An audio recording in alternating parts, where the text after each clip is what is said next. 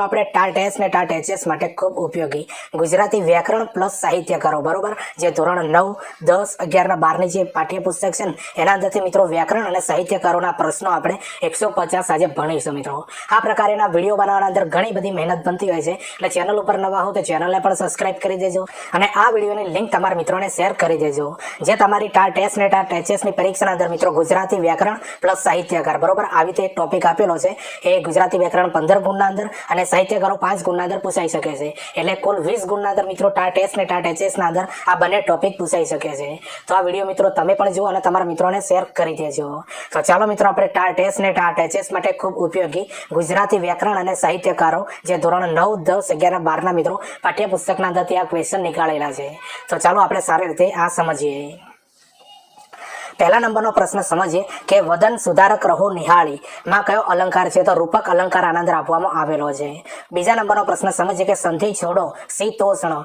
શીતોષ્ણ તો આની મિત્રો સંધિ છોડવાની છે તો શીત પ્લસ ઉષ્ણ બરાબર શીતોષ્ણ થાય છે. હવે ત્રીજા નંબરનો પ્રશ્ન સમજીએ કે અથા યોગ્ય સમાસ ઓળખાવો. તો અવ્યયી ભાવ આ જે છે મિત્રો સમાસ થાય છે બરોબર યથા યોગ્યનો. હવે ચોથા નંબરનો પ્રશ્ન સમજીએ કે નર્મદા સમાસ ઓળખાવો. તો ઉપપદ. નર્મદાનો સમાસ શું થાય છે મિત્રો? ઉપપદ. આ જેટલા પણ ક્વેશ્ચન છે મિત્રો આગામી કોઈના કોઈ પરીક્ષાના અંદર પૂછાયેલા છે અને જીસીઆરટી બેઝ છે મિત્રો ધોરણ 9, 10, 11, 12 ના બરોબર, એટલે પરીક્ષાના અંદર તમને 100% કામ આવશે.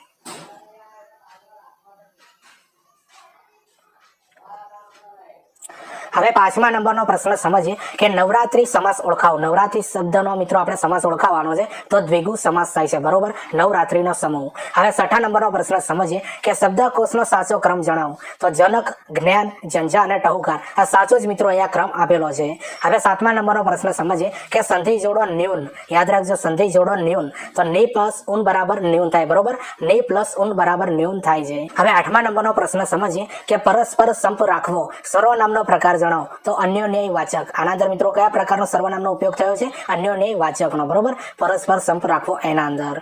હવે નવમા નંબરનો પ્રશ્ન સમજીએ કે સમાનાર્થી શબ્દ આપો ઓસ. ઓસ એટલે સાથી થાય મિત્રો. હવે 10મા નંબરનો પ્રશ્ન સમજીએ કે સુપ્તિનો અર્થ શું થાય છે? તો સલાટની હથોડી થાય છે મિત્રો આ સુપ્તિનો અર્થ બરોબર, સલાટની હથોડી. હવે 11મા નંબરનો પ્રશ્ન આપણે સમજીએ કે તેણે સફેદ ટી શર્ટ પહેર્યું હતું, વિશેષણ ઓળખાવો. ટી શર્ટ પહેર્યું હતું પણ કેવું હતું મિત્રો? સફેદ. સફેદ જે છે ને એ વિશેષણ કહેવાય. હવે 12મા નંબરનો પ્રશ્ન સમજીએ કે કયો શબ્દ રવાનુકારી શબ્દ નથી? તો ટપ ટપ, તડ તડ, છન અને માંડ માંડ. તો માંડ માંડ જે છે મિત્રો એ રવાનુકારી શબ્દ નથી, બાકીના 3 જે છે ને એ રવાનુકારી શબ્દ કહેવાય. હવે 13મા નંબરનો પ્રશ્ન સમજીએ કે આજે આચાર્ય શ્રી આવનાર નથી. યાદ રાખજો મિત્રો આજે આચાર્ય શ્રી આવનાર નથી. કૃદંતનો પ્રકાર જણાવો. તો ભવિષ્ય કૃદંત બરોબર, આવનારના અંદર કયો છે કૃદંત? ભવિષ્ય કૃદંત.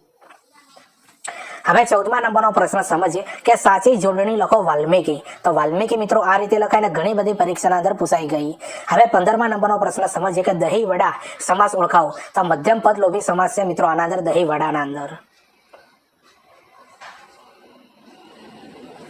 હવે 16મા નંબરનો પ્રશ્ન સમજીએ માં તે માં બીજા બધા વગડાના વા અલંકાર ઓળખાવો. તો અન્વન્વય અલંકાર આના અંદર આપેલો છે. હવે 17મા નંબરનો પ્રશ્ન સમજીએ કે જ્યારે કોઈ વસ્તુ કે વ્યક્તિને સરખાવવામાં આવે ત્યારે તેને શું કહેવાય? તો મિત્રો આને ઉપમેય કહેવામાં આવે છે. હવે 18મા નંબરનો પ્રશ્ન સમજીએ કે સમાસનો અર્થ શું થાય છે? તો ટૂંકાણું થાય છે બરોબર, સમાસનો અર્થ શું થાય છે મિત્રો? ટૂંકાણું. હવે 19મા નંબરનો પ્રશ્ન સમજીએ કે રાધા કૃષ્ણ શબ્દમાં પૂર્વપદ કયું છે? તો જો મિત્રો રાધા શબ્દ આપેલો છે ને, રાધા કૃષ્ણ શબ્દ આપેલો છે એના અંદર પૂર્વપદ કયું છે મિત્રો? રાધા છે. હવે 20મા નંબરનો પ્રશ્ન સમજીએ કે ઉપપદ સમાસ એટલે શું મિત્રો? તે દ્વિપદ પ્રધાન સમાસ તરીકે પણ ઓળખવામાં આવે છે બરોબર. ઉપપદ સમાસના મિત્રો બીજા કયા નામથી ઓળખવામાં આવે છે? દ્વિપદ પ્રધાન સમાસ તરીકે પણ ઓળખવામાં આવે છે. હવે 21મા નંબરનો પ્રશ્ન સમજીએ કે સંધિ છોડો સૂર્યાસ્ત. તો સૂર્ય પ્લસ અસ્ત બરાબર સૂર્યાસ્ત. તો જો મિત્રો આ ગુજરાતી વ્યાકરણ અને સાહિત્ય મિત્રો પાછળ આવશે બરોબર. એના આ બધા ક્વેશ્ચન તમને કેવા લાગે કોમેન્ટ કરીને જરૂરથી જણાવજો. ચેનલ ઉપર નવા હો તો ચેનલને પણ સબસ્ક્રાઇબ કરી દેજો. જેને ખાસ કરીને ટાટ એસ ને ટાટ એચએસ ના અંદર સ્પેશિયલ ગુજરાતી વિષય હશે ને એના માટે આ વિડીયો જે છે ને એ ખૂબ ઇમ્પોર્ટન્ટ છે. અને આના અગાઉ પણ મિત્રો આપણે વિડીયો બનાવેલું છે બરોબર, જે ગુજરાતી વ્યાકરણ માટેના 3 વિડીયો બનાવેલા છે એ પણ મિત્રો તમે જોઈ લેજો.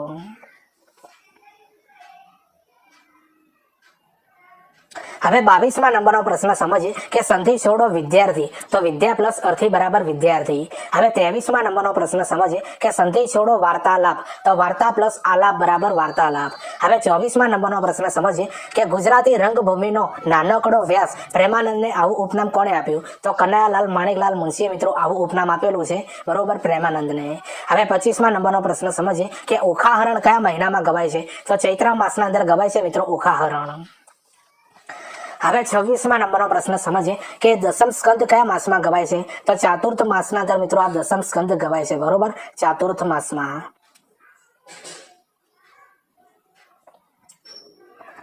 હવે 27મા નંબરનો પ્રશ્ન આપણે સમજીએ કે સુદામા ચરિત્ર કયા વારે ગવાય છે તો શનિવારે ગવાય છે મિત્રો આ સુદામા ચરિત્ર.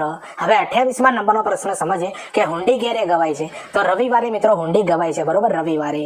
હવે 29મા નંબરનો પ્રશ્ન સમજીએ કે મામેરું ક્યારે ગવાય છે તો મામેરું જે છે મિત્રો એ સુરતમાં સીમંત પ્રસંગે બહેનો ગાય છે. હવે 30મા નંબરનો પ્રશ્ન સમજીએ કે પ્રથમ આખ્યાન કયું છે તો લક્ષ્મણ આખ્યાન જે છે ને એ પ્રથમ આખ્યાન કહેવાય છે. હવે 31મા નંબરનો પ્રશ્ન સમજીએ કે ટૂંકું આખ્યાન કયું છે તો સુદામા ચરિત્ર જે છે મિત્રો એ ટૂંકું આખ્યાન કહેવાય છે. હવે 32મા નંબરનો પ્રશ્ન સમજીએ કે લાંબુ અને અધૂરું આખ્યાન કયું છે તો દસમ સ્કંદ જે છે મિત્રો લાંબુ અને અધૂરું આખ્યાન કહેવાય છે બરોબર દસમ સ્કંદ. હવે 33મા નંબરનો પ્રશ્ન સમજીએ કે શ્રેષ્ઠ આખ્યાન કયું છે તો નળ આખ્યાન જે છે મિત્રો એ શ્રેષ્ઠ આખ્યાન કહેવાય છે. હવે 34મા નંબરનો પ્રશ્ન સમજીએ કે કડવા આખ્યાનને 3 ભાગમાં વિભાજિત કોણે કર્યું તો પ્રેમાનંદે મિત્રો આ કડવા આખ્યાનને 3 ભાગના અંદર વિભાજિત કરેલું. હવે 35મા નંબરનો પ્રશ્ન સમજીએ કે આખ્યાનના વક્તાને શું કહેવાય છે તો માણભટ્ટ કહેવાય છે મિત્રો આખ્યાનના વક્તાને.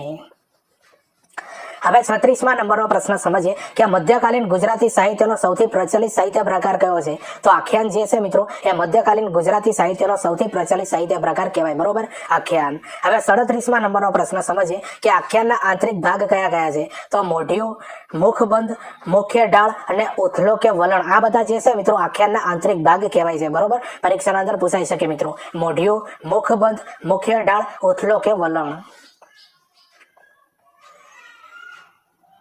હવે 38મા નંબરનો પ્રશ્ન આપણે સમજીએ કે આખ્યાનના બાહ્ય ભાગ કયા કયા છે તો મંગળાચરણ મુખકથા અને ફળશ્રુતિ આ જે બધા છે મિત્રો એ આખ્યાનના બાહ્ય ભાગ કહેવાય છે બરોબર મંગળાચરણ મુખકથા ફળશ્રુતિ. હવે 39મા નંબરનો પ્રશ્ન સમજીએ કે ગુજરાતી સાહિત્યનું પ્રથમ આખ્યાન કયું છે અને કોણે લખ્યું તો સુદામા ચરિત્ર જે છે મિત્રો એ ગુજરાતી સાહિત્યનું પ્રથમ આખ્યાન કહેવાય છે અને નરસિંહ મહેતાએ લખ્યું હતું. હવે 40મા નંબરનો પ્રશ્ન સમજીએ કે આધુનિક બાણભટ્ટ આખ્યાનકાર તરીકે કોણ ઓળખાય છે તો ધાર્મિકલાલ પંડ્યા અને નિરંજન રાજ્યગુરુ યાદ રાખજો મિત્રો ધાર્મિકલાલ પંડ્યા અને નિરંજન રાજ્યગુરુ જે છે ને એ આધુનિક બાણભટ્ટ અથવા આખ્યાનકાર તરીકે ઓળખાય છે. તો જો મિત્રો આ બધા જે છે ને એ સાહિત્યકારોના બધા ક્વેશ્ચન છે જે તમારી ધોરણ 9, 10 અને 11, 12ની બુકના અંદરથી લેવામાં આવેલા છે. આ પ્રકારના પ્રશ્નો બનાવવાના અંદર ઘણી બધી મહેનત બનતી હોય છે એટલે ચેનલ ઉપર નવા હો તો ચેનલને પણ સબસ્ક્રાઇબ કરી દેજો. હવે 41મા નંબરનો પ્રશ્ન સમજીએ કે સૌરાષ્ટ્રમાં પ્રથમ આખ્યાનકાર તરીકે કોણ ઓળખાય છે તો સુરદાસ જે છે મિત્રો એ સૌરાષ્ટ્રના પ્રથમ આખ્યાનકાર તરીકે ઓળખાય છે બરોબર આખ્યાનકાર તરીકે ઓળખાય છે સુરદાસ. હવે 42મા નંબરનો પ્રશ્ન સમજીએ કે પદનો શાબ્દિક અર્થ શું થાય છે ડગલું કે પગલું થાય છે મિત્રો આ પદનો શાબ્દિક અર્થ બરોબર ડગલું કે પગલું થાય છે.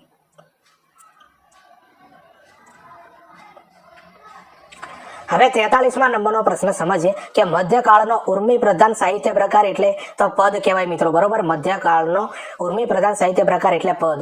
હવે 44મા નંબરનો પ્રશ્ન સમજીએ કે પદના પિતા તરીકે કોણ ઓળખાય છે તો નરસિંહ મહેતા જે છે એ પદના પિતા તરીકે ઓળખાય છે બરોબર નરસિંહ મહેતા. હવે 45મા નંબરનો પ્રશ્ન સમજીએ 2 કે 4 લીટીમાં લખાયેલ સાહિત્ય પ્રકાર એટલે તો આને મિત્રો પદ કહેવાય બરોબર 2 કે 4 લીટીમાં લખાયેલ સાહિત્ય પ્રકાર એટલે પદ. હવે 46મા નંબરનો પ્રશ્ન સમજીએ કે નરસિંહ અને મીરાની રચના ત્રીજા નેત્રની પ્રસાદી છે એવું કોણે કહ્યું છે તો બકર ઠાકોરે મિત્રો એવું કહેલું છે કે નરસિંહ અને મીરાની રચના ત્રીજા નેત્રની પ્રસાદી છે આવું કોણે કહ્યું છે મિત્રો બકર ઠાકોરે. હવે 47મા નંબરનો પ્રશ્ન આપણે સમજીએ કે સૌથી વધારે પદ કોણે લખ્યા છે અને કેટલા લખ્યા છે તો સૌથી વધારે પદ મિત્રો મીરાબાઈ લખેલા છે બરોબર જે 250 થી પણ વધુ પદ લખેલા છે. હવે 48મા નંબરનો પ્રશ્ન સમજીએ કે પદના પેટા પ્રકાર કયા છે તો પ્રભાતિયા અને ભજન જે છે ને મિત્રો એ પદના પેટા પ્રકાર કહેવાય છે બરોબર પ્રભાતિયા અને ભજન.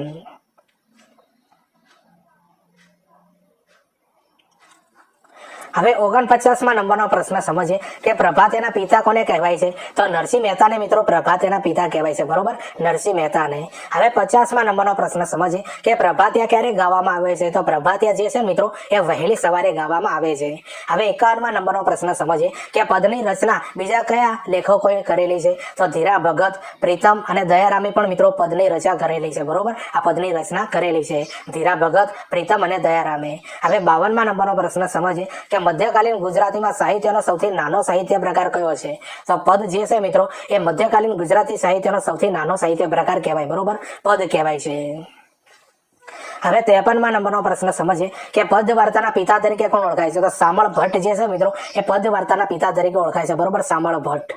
હવે 54મા નંબરનો પ્રશ્ન સમજીએ કે પદ નાટકના પિતા તરીકે કોણ ઓળખાય છે? તો ઉમાશંકર જોશી જે છે મિત્રો એ પદ નાટકના પિતા તરીકે ઓળખાય છે. તો જુઓ મિત્રો, આ બધા ક્વેશ્ચન જે છે ને એ સાહિત્યકારોના છે, બરોબર, અને અગાઉ મિત્રો આપણે જે વ્યાકરણ સમજ્યા, બરોબર, તો આ બધા પ્રશ્નો છે તમારી પરીક્ષાના અંદર પૂછાશે, એટલે આ વિડીયો તમારા મિત્રોને પણ શેર કરી દેજો. આના સિવાય પણ મિત્રો આપણે ગુજરાતી વ્યાકરણ મિત્રો અને સાહિત્યકારના મિત્રો આપણે 3 વિડીયો બનાવેલા છે, જે ચેનલ પર જઈને જોજો, અથવા આ વિડીયો જ્યારે પૂરું થશે ને એની એન્ડ સ્ક્રીન ઉપર મિત્રો લગાવી દઈએ, બરોબર, ત્યાંથી પણ એ બધા વિડીયો તમે જુઓ, તમારા મિત્રોને શેર કરી દેજો. અને હા, ચેનલ ઉપર નવા હો તો ચેનલને પણ સબસ્ક્રાઇબ કરી દેજો.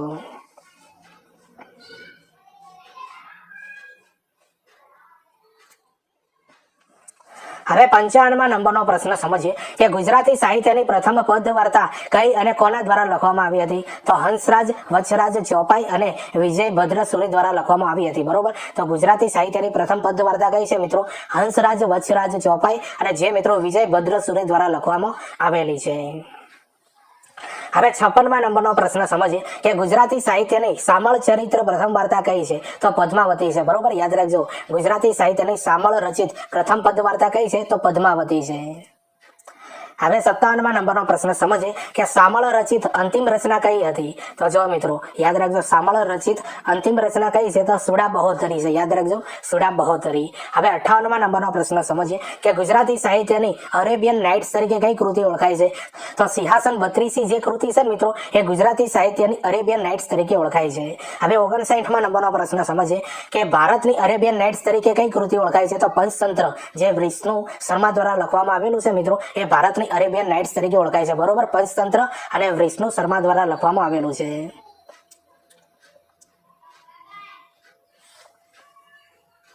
હવે 60મા નંબરનો પ્રશ્ન સમજીએ કે ગરબીના પિતા તરીકે કોણ ઓળખાય છે? તો દયારામ જે છે મિત્રો એ ગરબીના પિતા તરીકે ઓળખાય છે. હવે 61મા નંબરનો પ્રશ્ન સમજીએ કે ગરબી એ કેવું નૃત્ય છે? તો પુરુષ પ્રધાન નૃત્ય છે મિત્રો આ ગરબી, બરોબર, કેવું છે? પુરુષ પ્રધાન નૃત્ય છે. હવે 62મા નંબરનો પ્રશ્ન સમજીએ કે દયારામે શાના આધારિત ગરબી લખી છે અને કેટલી લખી છે? તો શક્તિ અને કૃષ્ણ ભક્તિના આધારિત મિત્રો આ દયારામે ગરબી લખેલી છે અને 800 થી પણ વધુ રચના કરી છે મિત્રો ગરબીની આ દયારામે. હવે 63મા નંબરનો પ્રશ્ન સમજીએ કે ગરબીની રચના કોના દ્વારા કરવામાં આવી હતી? તો શામળ દ્વારા મિત્રો આ ગરબીની રચના કરવામાં આવી હતી. હવે 64મા નંબરનો પ્રશ્ન સમજીએ કે ગરબી ભટ્ટ તરીકે કોણ ઓળખાય છે? તો દલપતરામ જે છે મિત્રો એ ગરબી ભટ્ટ તરીકે ઓળખાય છે, બરોબર, દલપતરામ. હવે 65મા નંબરનો પ્રશ્ન સમજીએ કે ગુજરાતી ભાષામાં ગરબો અને ગરબી શબ્દો અને રાસ રમતા શબ્દોનો પ્રયોગ કરનાર કવિ કોણ છે? તો ભાણદાસ જે છે મિત્રો એ ગુજરાતી ભાષામાં ગરબો અને ગરબી શબ્દો અને રાસ રમતા શબ્દોનો પ્રયોગ કરેલો છે, બરોબર, એ કવિનું નામ શું છે મિત્રો? ભાણદાસ. હવે 66મા નંબરનો પ્રશ્ન સમજીએ કે ગુજરાતી મીરા કોણ છે? તો મીરાબાઈ જે છે એ ગુજરાતી મીરા કહેવાય છે. હવે 67મા નંબરનો પ્રશ્ન સમજીએ ગુજરાતની બીજી મીરા કોણ છે? તો દયારામ જે છે મિત્રો એ ગુજરાતની બીજી મીરા કહેવાય છે. હવે 68મા નંબરનો પ્રશ્ન સમજીએ કે સૌરાષ્ટ્રની મીરા તરીકે કોણ ઓળખાય છે? તો ગંગા સતી જે છે મિત્રો એ સૌરાષ્ટ્રની મીરા તરીકે ઓળખાય છે, બરોબર, ગંગા સતી. હવે 69મા નંબરનો પ્રશ્ન સમજીએ કે ગરબો શબ્દ સંસ્કૃત ભાષાના કયા શબ્દ પરથી ઉતરી આવ્યો છે? તો ગર્ભદીપ ઉપરથી મિત્રો ઉતરી આવેલો છે આ ગરબો શબ્દ, બરોબર, સંસ્કૃત ભાષાના કયા શબ્દ ઉપરથી? ગર્ભદીપ ઉપરથી. હવે 70મા નંબરનો પ્રશ્ન સમજીએ કે ગરબો એ કેવું નૃત્ય છે? તો ગરબો જે છે મિત્રો એ સ્ત્રી પ્રધાન નૃત્ય કહેવાય, બરોબર, સ્ત્રી પ્રધાન. હવે 71મા નંબરનો પ્રશ્ન સમજીએ કે ગરબાના પિતા તરીકે કોણ ઓળખાય છે? તો વલ્લભ મેવાડો અને ધોળા મેવાડો, યાદ રાખજો મિત્રો, વલ્લભ મેવાડો અને ધોળા મેવાડો જે છે એ ગરબાના પિતા તરીકે ઓળખાય છે. હવે 72મા નંબરનો પ્રશ્ન સમજીએ કે વલ્લભ મેવાડાની કર્મભૂમિ કઈ છે? તો શક્તિપીઠ બહુચરાજી જે છે મિત્રો એ વલ્લભ મેવાડાની કર્મભૂમિ કહેવાય છે. હવે 73મા નંબરનો પ્રશ્ન સમજીએ કે પતાઈ રાવળનો ગરબાના લેખક કોણ છે? તો સામળ ભટ્ટ જે છે ને એ પતાઈ રાવળના ગરબાના લેખક છે. હવે 74મા નંબરનો પ્રશ્ન સમજીએ કે રણછોડજીનો ગરબાના લેખક કોણ છે? તો કવિ પ્રીતમ જે છે ને એ રણછોડજીના ગરબાના લેખક છે. હવે 75મા નંબરનો પ્રશ્ન સમજીએ કે વલ્લભ મેવાડાનો જન્મ ક્યાં થયો હતો? તો અમદાવાદના અંદર વલ્લભ મેવાડાનો જન્મ થયો હતો. બરોબર, અમદાવાદના અંદર. તો જો મિત્રો આજે ટાટ એસ અને ટાટ એચએસ માટે આપણે ગુજરાતથી વ્યાકરણ અને સાહિત્યકારો જે ધોરણ 9, 10 અને 11, 12 ના અંદરથી આ સ્પેશિયલ વિડીયો બનાવેલું છે અને આગાઉનું પણ એક વિડીયો બનાવેલું છે મિત્રો. બરોબર, ના જોયું તો ચેનલ પર જઈને જોઈ લેજો. હવે 76મા નંબરનો પ્રશ્ન સમજીએ કે કાફીના પિતા તરીકે કોણ ઓળખાય છે? તો ધીરા ભગત જે છે ને એ કાફીના પિતા તરીકે ઓળખાય છે. હવે 77મા નંબરનો પ્રશ્ન સમજીએ કે કાફીનો સાહિત્ય પ્રકાર કયો છે? તો ભક્તિ પ્રધાન અથવા ધર્મ પ્રધાન જે છે મિત્રો એ કાફીનો સાહિત્ય પ્રકાર કહેવાય. હવે 78મા નંબરનો પ્રશ્ન સમજીએ કે કાફી કેટલી લીટીઓનું પદ છે? તો કાફી જે છે મિત્રો એ 14 લીટીઓનું પદ છે. હવે 79મા નંબરનો પ્રશ્ન સમજીએ કે કાફી એ શું છે? તો એક પ્રકારનો રાગ છે મિત્રો. કાફી શું છે? એક પ્રકારનો રાગ છે. હવે 80મા નંબરનો પ્રશ્ન સમજીએ કે છપ્પાના પિતા તરીકે કોણ ઓળખાય છે? તો અક્ષયદાસ રહોદાસ સોની, જેનો અખો કહેવાય છે ને મિત્રો, છપ્પાના પિતા તરીકે ઓળખાય છે. હવે 81મા નંબરનો પ્રશ્ન સમજીએ કે છપ્પા એ કેટલા લીટીનું કાવ્ય છે? તો છપ્પા એ જે છે ને મિત્રો એ કેટલા લીટીનું કાવ્ય છે? 6 લીટીનું કાવ્ય છે. તો જો મિત્રો આ લેવલના ક્વેશ્ચન તમારી પરીક્ષાના અંદર સાહિત્યના અંદરથી અને વ્યાકરણના અંદરથી પૂછાશે. એટલે વિડીયોને લાઈક શેર કરી દેજો. ચેનલ ઉપર નવા હોય તો ચેનલને સબસ્ક્રાઇબ કરી દેજો. હવે 82મા નંબરનો પ્રશ્ન સમજીએ કે અખાએ કેટલા છપ્પા લખ્યા છે? તો 746 છપ્પા લખ્યા છે મિત્રો અખાએ. હવે 83મા નંબરનો પ્રશ્ન સમજીએ કે અખાનો વ્યવસાય શું હતો? તો સોની હતો મિત્રો અખો. કોણ હતો? સોની. હવે 84મા નંબરનો પ્રશ્ન સમજીએ કે અખાનો જન્મ ક્યાં થયો હતો? તો અમદાવાદ જેતલપુર દેસાઈની પોળના અંદર મિત્રો અખાનો જન્મ થયો હતો. હવે 85મા નંબરનો પ્રશ્ન સમજીએ કે અખાની જન્મતિથિ કઈ છે? તો અખાત્રીજ જે છે મિત્રો એ અખાની જન્મતિથિ કહેવાય છે. હવે 86મા નંબરનો પ્રશ્ન સમજીએ કે અખાના કેટલા ગુરુ હતા અને કયા કયા? તો અખાના મિત્રો ગોકુળ આનંદ અને યાદ રાખજો મિત્રો બ્રહ્માનંદજી, આ બંને ગુરુ હતા મિત્રો. બરોબર, ગોકુળ આનંદ અને બ્રહ્માનંદજી એ અખાના ગુરુ હતા. હવે 87મા નંબરનો પ્રશ્ન સમજીએ કે અખાના જ્ઞાનમાર્ગી ગુરુ કોણ હતા? તો બ્રહ્માનંદજી જે છે મિત્રો એ અખાના જ્ઞાનમાર્ગી ગુરુ કહેવાય છે. બરોબર, બ્રહ્માનંદજી. આ બધા ક્વેશ્ચન છે ને અગાઉની પરીક્ષાની અંદર પૂછાયેલા છે. બરોબર, એટલે ધ્યાનથી જોઈ લેજો.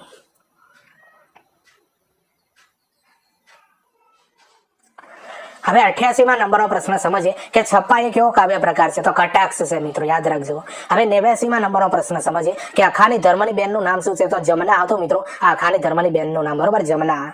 હવે 90મા નંબરનો પ્રશ્ન સમજીએ કે અખાની ગાદી કયા શહેરમાં મળી આવી? તો ભરૂચ શહેરના અંદર મિત્રો અખાની ગાદી મળી આવેલી છે.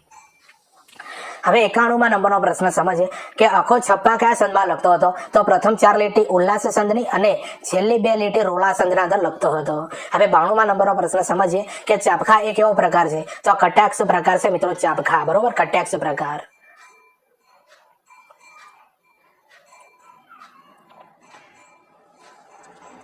હવે 93મા નંબરનો પ્રશ્ન સમજીએ કે ચાપખાનો અર્થ શું થાય છે? તો ચાબુક થાય છે મિત્રો, ચાપખાનો અર્થ. બરોબર, ચાબુક. હવે 94મા નંબરનો પ્રશ્ન આપણે સમજીએ કે ચાપખા મૂળ ક્યાંનો સાહિત્ય પ્રકાર છે? તો મહારાષ્ટ્રનો આ મૂળ પ્રકાર છે મિત્રો, ચાપખા. બરોબર, મહારાષ્ટ્રનો. હવે 95મા નંબરનો પ્રશ્ન સમજીએ કે ચાપખાના પિતા કોણ છે? તો ભોજા ભગત જે છે ને મિત્રો એ ચાપખાના પિતા કહેવાય છે. હવે 96મા નંબરનો પ્રશ્ન સમજીએ કે ભોજા ભગતના શિષ્ય કોણ હતા? તો ભોજા ભગતના શિષ્ય કોણ હતા મિત્રો? વીરપુરના સંત શ્રી જલારામ બાપા હતા. હવે 97મા નંબરનો પ્રશ્ન સમજીએ કે ભોજા ભગતનો જન્મ ક્યાં થયો હતો? તો સૌરાષ્ટ્રના દેવકી ગાલાણના અંદર મિત્રો, યાદ રાખજો, સૌરાષ્ટ્રના દેવકી ગાલાણમાં ભોજા ભગતનો જન્મ થયો હતો. હવે 98મા નંબરનો પ્રશ્ન સમજીએ કે ભોજા ભગતને કેટલા ચાપખાની રચના કરી? તો જો મિત્રો ભોજા ભગતે જે છે ને 150 ચાપખાની રચના કરી હતી. હવે 99મા નંબરનો પ્રશ્ન સમજીએ કે ધના ભગત તરીકે કયા કવિ ઓળખાય છે? તો ધના કેશવ કાકડિયાર જે છે મિત્રો એ ધના ભગત તરીકે ઓળખાય છે. હવે 100મા નંબરનો પ્રશ્ન સમજીએ કે અખા ભગત તરીકે કયા કવિ ઓળખાય છે? તો વેણીભાઈ પુરોહિત જે છે મિત્રો એ અખા ભગત તરીકે ઓળખાય છે. હવે 101મા નંબરનો પ્રશ્ન સમજીએ કે કોયા ભગત તરીકે કયા કવિ ઓળખાય છે? તો ત્રિભુવનદાસ લુહાર જે છે મિત્રો એ કોયા ભગત તરીકે ઓળખાય છે. હવે 102મા નંબરનો પ્રશ્ન સમજીએ કે ભગત સાહેબ તરીકે કયા કવિ ઓળખાય છે? તો નિરંજન ભગત જે છે ને એ ભગત સાહેબ તરીકે ઓળખાય છે. હવે 103મા નંબરનો પ્રશ્ન સમજીએ કે ભગત બાપુ તરીકે કયા કવિ ઓળખાય છે? તો દુલાભયા કાયક જે છે મિત્રો એ ભગત બાપુ તરીકે ઓળખાય છે. હવે 104મા નંબરનો પ્રશ્ન સમજીએ કે ભવાઈના પિતા તરીકે કોણ ઓળખાય છે? તો અસાઈદ ઠાકર જે છે મિત્રો એ ભવાઈના પિતા તરીકે ઓળખાય છે. બરોબર, અસાઈદ ઠાકર.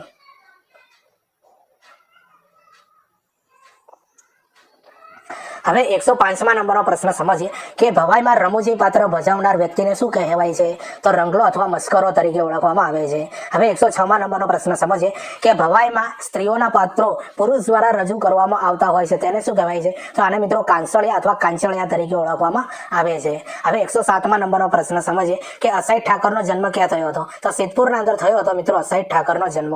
હવે 108મા નંબરનો પ્રશ્ન સમજીએ કે અસાઈ ઠાકરને કર્મભૂમિ કઈ છે? તો અસાઈ ઠાકરની કર્મભૂમિ છે મિત્રો ઊંઝા છે. હવે 109મા નંબરનો પ્રશ્ન સમજીએ કે અસાઈ ઠાકરે કુલ કેટલા વેશ લખ્યા છે? તો 360 વેશ લખ્યા છે મિત્રો અસાઈ ઠાકરે, બરોબર, 360 વેશ.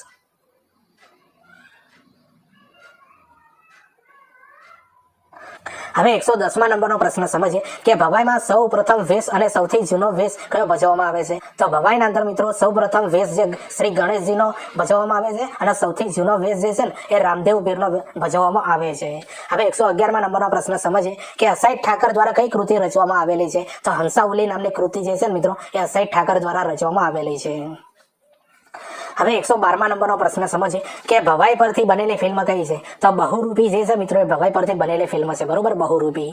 હવે 113મા નંબરનો પ્રશ્ન સમજીએ કે મરસિયા, સાસિયા, રાજિયા જેવા પિતા કોણ છે? મિત્રો યાદ રાખજો મિત્રો, મરસિયા, સાજિયા અને રાજિયા એના પિતા કોણ છે? તો બાપુ સાહેબ ગાયકવાડ જે છે મિત્રો એ મરસિયા, સાજિયા અને રાજિયા એમના પિતા કહેવાય છે. હવે 114મા નંબરનો પ્રશ્ન સમજીએ કે ગુજરાતી સાહિત્યની પ્રથમ નવલકથા કઈ અને કોણે લખી હતી? તો ગુજરાતી સાહિત્યની પ્રથમ નવલકથા જે છે મિત્રો એ કરણ ઘેલો છે અને એના લેખક છે મિત્રો નંદશંકર મહેતા, જે 1866ના અંદર મિત્રો આને રચના કરવામાં આવી હતી. અને ઘણી બધી પરીક્ષાના અંદર મિત્રો આના અંદરથી ક્વેશ્ચન નીકળેલા છે. અગાઉની તમે પરીક્ષા આપી હશે તો તમને આઈડિયા હશે.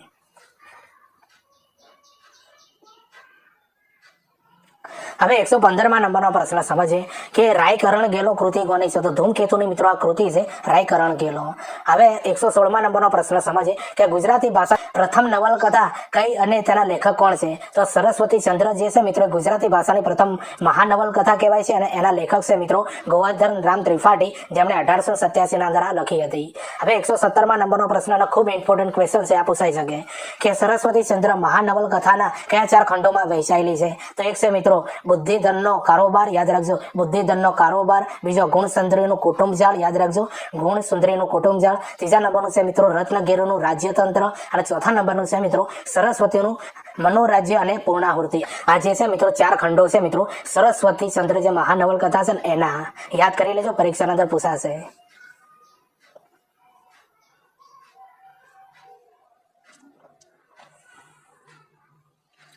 હવે 118મા નંબરનો પ્રશ્ન સમજીએ કે રેવા ઉપરથી કઈ ફિલ્મ બની છે? તો તત્વમસી જે છે મિત્રો એ ધ્રુવ ભટ્ટ દ્વારા બનાવવામાં આવેલી છે. એ રેવા ઉપરથી બનેલી ફિલ્મ છે, બરોબર, તત્વમસી. હવે 119મા નંબરનો પ્રશ્ન આપણે સમજીએ મિત્રો કે દીવા સ્વપ્નના લેખક કોણ છે? તો ગીજુભાઈ બધેકા જે છે ને એ દીવા સ્વપ્નના લેખક છે. હવે 120મા નંબરનો પ્રશ્ન સમજીએ કે ઉર્મી કાવ્યના પિતા તરીકે કોણ ઓળખાય છે? તો નરસિંહરાવ દિવેટિયા જે છે મિત્રો એ ઉર્મી કાવ્યના પિતા તરીકે ઓળખાય છે, બરોબર, નરસિંહરાવ દિવેટિયા. હવે 121મા નંબરનો પ્રશ્ન સમજીએ કે મધુરમ ઉર્મી કાવ્યના પિતા તરીકે કોણ ઓળખાય છે? તો કવિ કાંત જે છે મિત્રો એ મધુરમ ઉર્મી કાવ્યના પિતા તરીકે ઓળખાય છે, બરોબર, કવિ કાંત.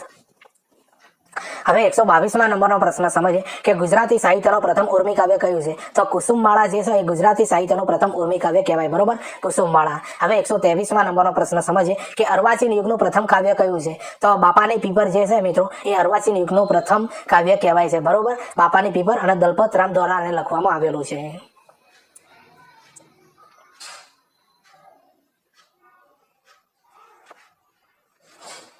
હવે 124મા નંબરનો પ્રશ્ન સમજીએ કે અર્વાચીન યુગનું ગંગોત્રી કાવ્ય કયું છે? તો કુસુમમાળા જે છે મિત્રો એ અર્વાચીન યુગનું ગંગોત્રી કાવ્ય કહેવાય છે, બરોબર, કુસુમમાળા. હવે 125મા નંબરનો પ્રશ્ન સમજીએ કે અલ્લક દલ્લકના લેખક કોણ છે? તો બાલમુકુંદ દવે જે છે મિત્રો અલ્લક દલ્લકના લેખક છે. હવે 126મા નંબરનો પ્રશ્ન સમજીએ કે ગઝલ એ કઈ ભાષાનો કાવ્ય પ્રકાર છે? તો ગઝલ જે છે મિત્રો એ ફારસી ભાષાનો કાવ્ય પ્રકાર કહેવાય. હવે 127મા નંબરનો પ્રશ્ન સમજીએ કે ફારસી ભાષાના કયા કવિ તૂતીએ હિન્દ તરીકે જાણીતા છે? તો અમીર ખુસરો જે છે મિત્રો એ ફારસી ભાષાના કવિ હતા અને તૂતીએ હિન્દ તરીકે ઓળખાતા હતા, બરોબર, અમીર ખુસરો. હવે 128મા નંબરનો પ્રશ્ન સમજીએ કે ગુજરાતી સાહિત્યમાં ગઝલના પિતા તરીકે કોણ ઓળખાય છે? તો બાલાશંકર ઉલ્લાસરાય કંથારિયા જે છે મિત્રો એ ગુજરાતી સાહિત્યમાં ગઝલના પિતા તરીકે ઓળખાય છે, બરોબર. બાલાશંકર ઉલ્લાસરાય કંથારિયા.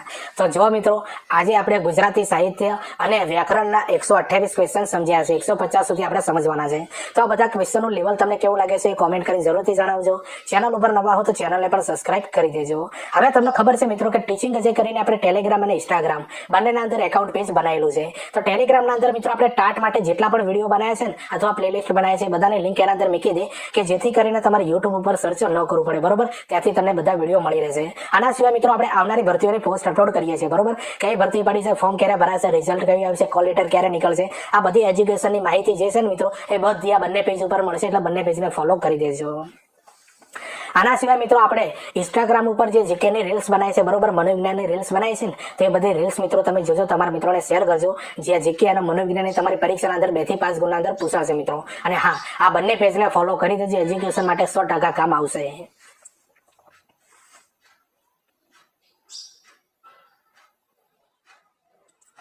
હવે 129માં નંબરનો પ્રશ્ન સમજીએ. ગુજરાતી સાહિત્યની પ્રથમ ગઝલ કહે છે તો બોધ જે છે મિત્રો એને ગુજરાતી સાહિત્યની પ્રથમ ગઝલ કહેવાય છે. હવે 130માં નંબરનો પ્રશ્ન સમજીએ કે ગુજરાતી સાહિત્યની પ્રથમ ઉર્દુ ગઝલકાર કોણ છે? તો વલી ગુજરાતી જે છે મિત્રો ગુજરાતી સાહિત્યના પ્રથમ ઉર્દુ ગઝલકાર કહેવાય છે, બરોબર, વલી ગુજરાતી. હવે 131માં નંબરનો પ્રશ્ન સમજીએ કે ગઝલનો મૂળભૂત એકમ કયો છે? તો શેર જે છે મિત્રો એ ગઝલનો મૂળભૂત એકમ કહેવાય, બરોબર, શેર. હવે 132માં નંબરનો પ્રશ્ન સમજીએ કે ગઝલની એક શેરની 2 પંક્તિઓ શું કહે છે? તો 2 મિસરા કહેવાય છે, બરોબર. યાદ રાખજો, ગઝલની 2 શેરની 2 પંક્તિઓ શું કહેવાય? 2 મિસરા કહેવાય.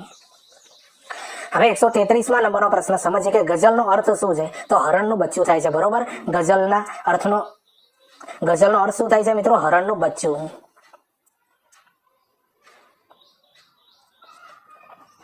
હવે 134માં નંબરનો પ્રશ્ન સમજીએ કે જીવલો સી રીતે દેવું ભરશે? યાદ રાખજો, જીવલો સી રીતે દેવું ભરશે? કર્તરી વાક્યનું કર્મણીમાં રૂપાંતર કરો. તો જીવલાથી સી રીતે દેવું ભરાશે? તો આવા ક્વેશ્ચન પૂછાશે મિત્રો. આ કર્મણીમાંથી કર્તરી અને ભાવ્યના અંદર પ્રયોગ કરો. આના અંદર મિત્રો 2 થી 3 ગુણના અંદર તમારી ટાટ એસ અને ટાટ એચએસ ના અંદર ક્વેશ્ચન 100% હશે મિત્રો. હવે 135માં નંબરનો પ્રશ્ન સમજીએ કે શેર સર લોહી ચડવું રૂઢિપ્રયોગનો અર્થ આપો. તો ખૂબ આનંદ થવો.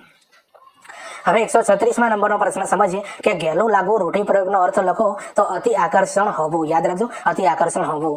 હવે 137માં નંબરનો પ્રશ્ન સમજીએ કે મન ઉડી જવું રૂઢિપ્રયોગનો અર્થ આપો. તો દિલ ન લાગવું, બરોબર, દિલ ન લાગવું. હવે 138માં નંબરનો પ્રશ્ન સમજીએ કે આબ તૂટી પડવું રૂઢિપ્રયોગનો અર્થ શોધો. તો ઓચિંતી મુશ્કેલી ઊભી થવી.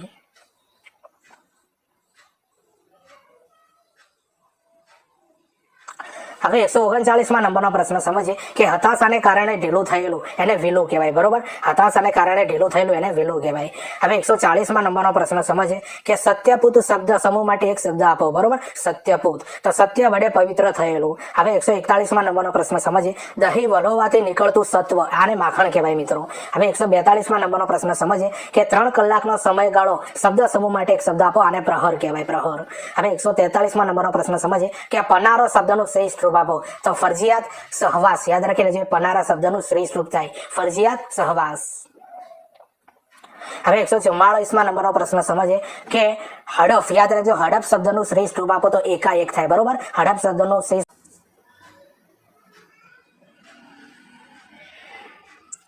હવે 145માં નંબરનો પ્રશ્ન સમજીએ કે પેઠવું શબ્દનું શ્રેષ્ઠ રૂપ આપો. તો પ્રવેશવું. યાદ રાખજો, પેઠવું એટલે પ્રવેશવું. હવે 146માં નંબરનો પ્રશ્ન આપણે સમજીએ કે ઠરેલ. યાદ રાખજો, ઠરેલ શબ્દ માટેનો વિરોધાર્થી શબ્દ જણાવો. તો ઊંચા છોડું. યાદ રાખજો, ઊંચા છોડું.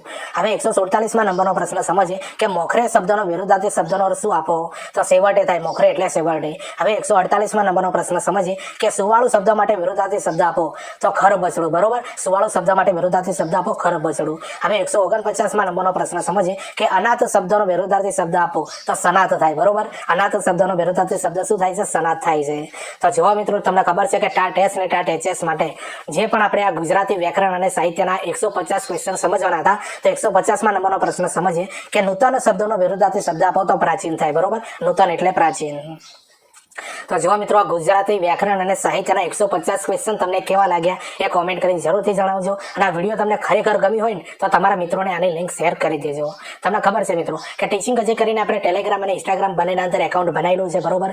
ટેલિગ્રામના અંદર મિત્રો આપણે ટાટ માટે જેટલા પણ વિડીયો બનાવ્યા છે, પ્લેલિસ્ટ બનાવી છે ને, એની લિંક એના અંદર મૂકી દઉં છું કે જેથી કરીને તમે યુટ્યુબ ઉપર સર્ચ ન કરવું પડે. આના સિવાય મિત્રો આપણે આવનારી ભરતીઓની પોસ્ટ અપલોડ કરીએ છીએ, બરોબર. કઈ ભરતી પડી છે, ફોર્મ ક્યારે ભરાશે, રિઝલ્ટ કયું આવશે, કોલ લેટર ક્યારે નીકળશે, આ બધી બાબતોની માહિતી મિત્રો આ બંને પેજ ઉપર મળશે, એટલે ફોલો કરી દેજો. આના સિવાય મિત્રો આપણે ઇન્સ્ટાગ્રામ ઉપર જીકેની રીલ્સ બનાવે છે અને મનોવિજ્ઞાનના ટોપિકની રીલ્સ બનાવે છે. તો એ બધી રીલ્સ જોજો મિત્રો. જીકે અને મનોવિજ્ઞાન મિત્રો તમારી ટાટ ટેસ્ટ ને ટાટ એચએસ ના અંદર 2 થી 5 ગુણના અંદર 100% પૂછાશે અને તમારા મિત્રોને શેર કરજો. અને હા, આ બંને પેજને ફોલો કરી દેજો.